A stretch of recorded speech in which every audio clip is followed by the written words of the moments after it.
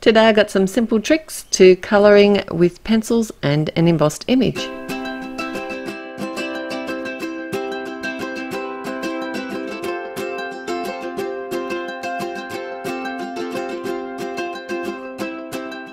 Hi, it's Therese from Lostinpaper, and I'm here for an ultra new release using this gorgeous ornate foliage stamp set. And I've had this set for a little while now and really been enjoying it. And it does come with all the different layers to stamp it out, so if you're not a colorist you have lots of options. But what I thought I'd do today was heat emboss a couple of the images with some white embossing powder and do some Prismacolor pencil colouring on coloured cardstock, just for a totally different look.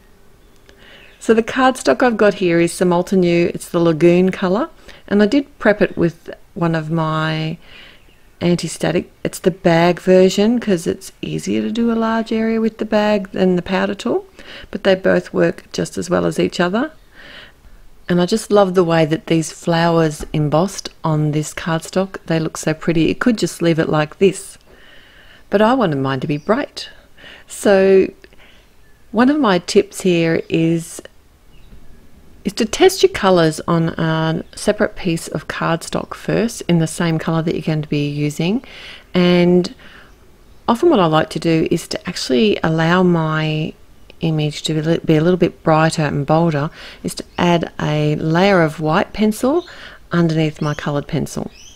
And I'm being careful, it's hard to tell here, I'm not pressing too hard, because once the tooth of the paper is full you are going to have more trouble adding more colour. So don't press too hard and just keep adding layers until you are happy with the finished result. I am using a few different colours, so on my yellow petals I'm using 3 different sort of orange and yellows, and that just gives me the shading that I was kind of looking for. And I actually do come in later and add some of the pink as well, but you'll see that down the track. The other thing that I do is to try and be really careful around the embossed lines, because the Prismacolor pencils will stain the white embossing. So not so bad here with the lighter colours that I'm using, but definitely when I was using the magenta and the dark purple colours. Oh, by the way, I will list all the colours that I've used today over at my blog, but the purples really were attracted to the white embossing the heat embossed areas. So I have got a piece of paper towel that I'm dabbing away as I'm working. But if it's something that will really bother you, another tip is to actually stamp out your image first with just some normal ink, colour in with your pencils, and then come back. So you'd have to stamp it, say, with a stamp positioning tool. Come back in and re-stamp it again with some embossing powder, and then add your white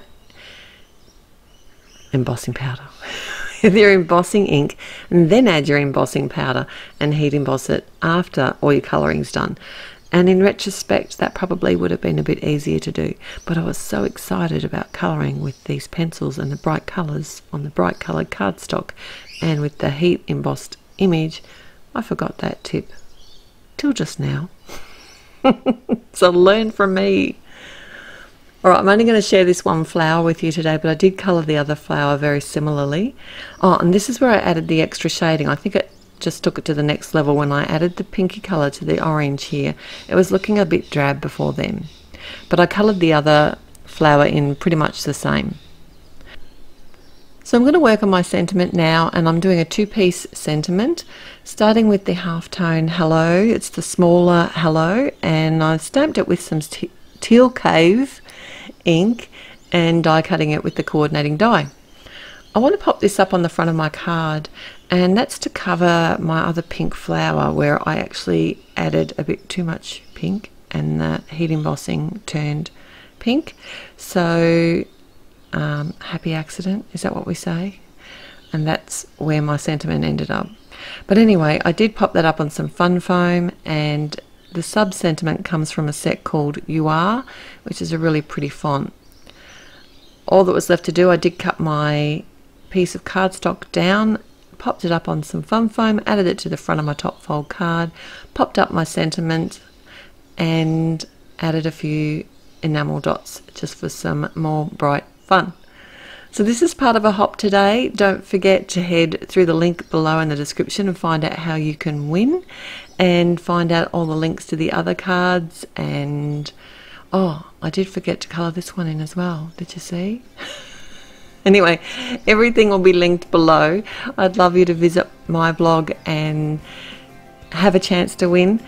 If you like this video, please like it, and if you haven't already, I would love it if you would subscribe to my YouTube channel. I always have so much fun reading your comments and enjoying your visits. Till next time, happy paper crafting. Bye.